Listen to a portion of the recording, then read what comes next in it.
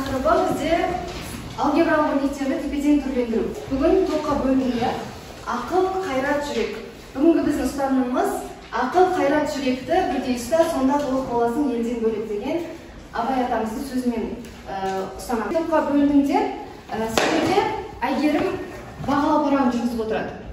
Яғни, қазір әр балл бойынша сен кім балл алды, соны жазып отырасың. Жақсы? Маржан. Шарапат. Бірінші топ ақыл тобы, қайрат және жүрек тобы. Қайсы нұсқаны таңдайсыңдар?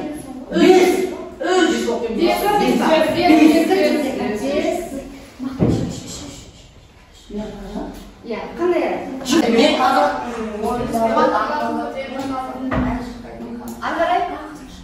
Әншіқай қаймызақ көрек, ә? Төрт ба?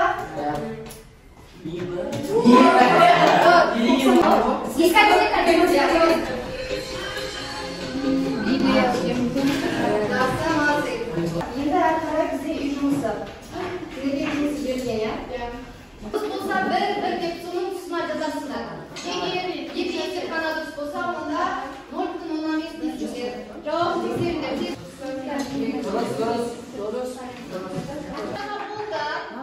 Әр топтан кезек-кезек мына жерден сұрақ таңдайсыңдар.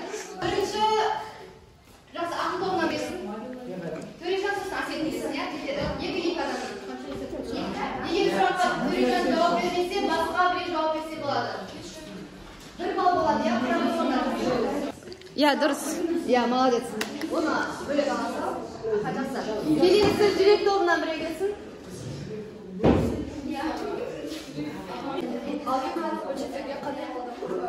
Кім жауап берді, соған бір балл ғой? Бөлу, көбейту, азайту. Молодец. Келесі енді ақыл тобынан тағы біреу. Қайрат тобы және жүрек тобы көреді. Әйгерім өзіне бір балл кетеді.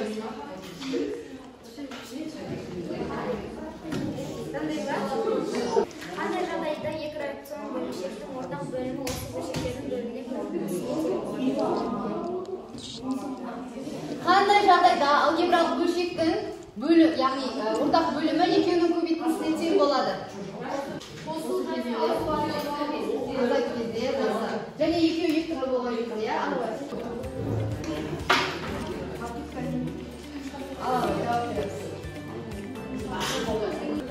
Келесі жүрек тобынан біреу келе ғой. Өрнекті мүмкін мәндер жиынын қалай табамыз? Өрнекті мүмкін мәндер жиынын ол нөлге тең болмауы керек. Не нөлге тең болмауы керек? Өрнектің бөлімі дейміз, иә? Бөлімі нөлге тең болмауы керек, иә? Жақсы, Амина. Так, кім жауап берді, соларға бір балл деп жазыңдар, жарай ма? Келесі бізде оқу мақсаттары. Құрамында алгебралық бөлшектер бар өрнектерді түрлендіруді орындаймыз. Және бүгінгі сабағымыздың мақсаты құрамында алгебралық бөлшектері бар өрнектерге түрлендіруді өрнектерге сендерді дағдыландырамыз. Жақсы ма? Сонымен қатар бағалау критерийі бүгінгі есептерде сендер алгебралық бөлшектерге қосу, азайту, көбейту, бөлу амалдарын орындайсыңдар. Және соны түрлендіресіңдер. Түсінікті ма? Мысалы, бізде мынандай өрнек берілсін. Егер сендерде екі жақша түрінде берілсе, онда біз бірінші жақшаны орындап аламыз, иә? Бұл жерде азайту болғандықтан не істейміз? Ортақ бөлім. Ортақ бөлу кезінде біз екеуінің көбейтіндісін аламыз, иә? Осыдан мынаға біз адан, мынаға y-тан береміз. Сонда 2a квадрат минус 2y квадрат. Ол бізде мынандай болып орындалады. Түсінікті ма? Екінші жақшамызды дәл осылай орындаймыз. Бөлу кезінде біздің екінші бөлшегіміздің орны ауысады, иә? Солай ары қысқартып орындаймыз. Бізде мына дайын формула білесіңдер ғой? Қандай формула? Қалай ашылады? Және А минус Б. Жақсы, келесі бірінші деңгейлік тапсырма. Сендерде мына жерде деңгейлік тапсырмада 4 есеп берілген. А деңгейі бойынша 2 есеп, Б деңгейі бойынша 1 есеп, және С деңгейі бойынша 1 есеп. А деңгейі бойынша жалпы 1 балл, Б деңгейінде 1 есепке 1 балл, және С деңгейі бойынша 1 балл. Жақсы ма? Осыны орындаймыз. Жалпы осы тапсырмаға 3 балл беріледі. Түсінікті ма? Бибігүл, Асет, Шарапат шығады. Bilmişsin mi?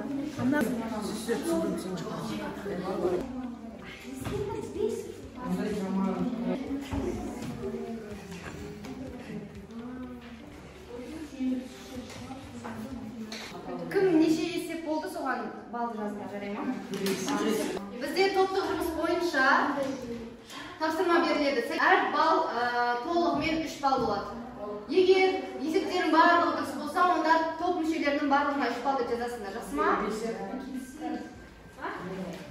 Мына есеп шығарасыздар. Дұрыс болған кезде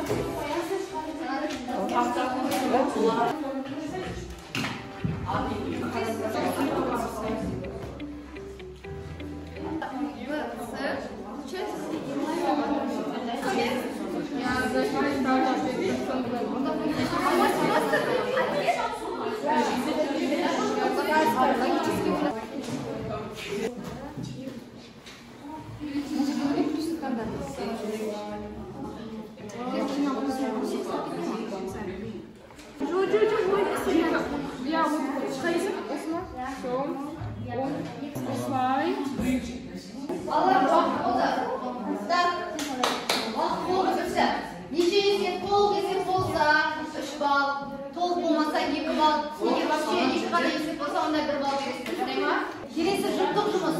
2-2 адамнан тапсырма орындайсыңдар. Мына жерден қазір біреуін таңдайсыңдар. Мен ашам, сосын жауап бересіңдер, жарай ма?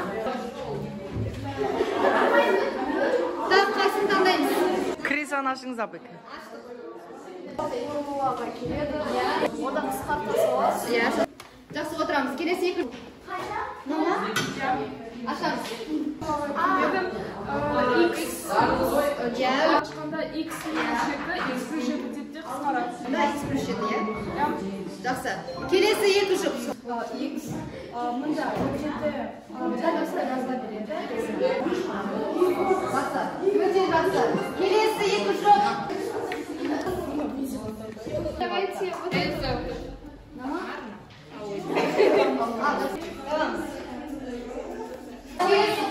Құрамында алгебралық бөлшектерді, бөлшектер бар бөлшектерді түрлендіруді біздер кері байланыс. Не түсіндік, не түсініксіз болды, соған жауап бересіңіздер. Түсінді ма?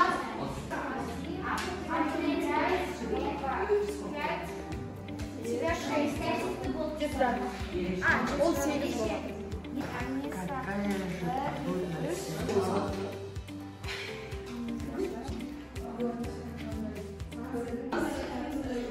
Қырық 41-7 мен 41-8 жазып алыңдар. Орындап келесіңдер бейсенбі күнге. Түсінді ма?